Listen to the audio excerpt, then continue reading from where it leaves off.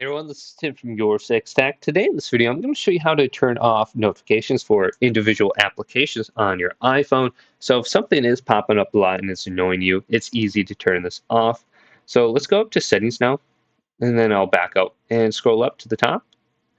And you want to go to notifications right here. You're going to see cellular, Bluetooth, sound, haptics. Let's go to notifications and choose this.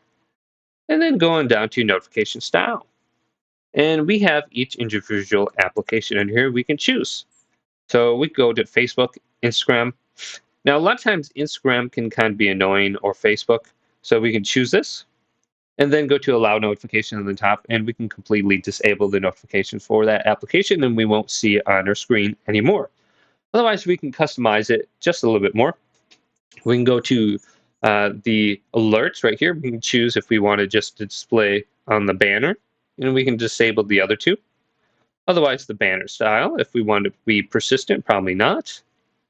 And then we have sounds. We can disable the sound for the notification. A lot of time on Discord is annoying, hearing the beeping sound a lot when people are sending a message. So we can do that there. Badges. We can have announce notifications. That's turned on.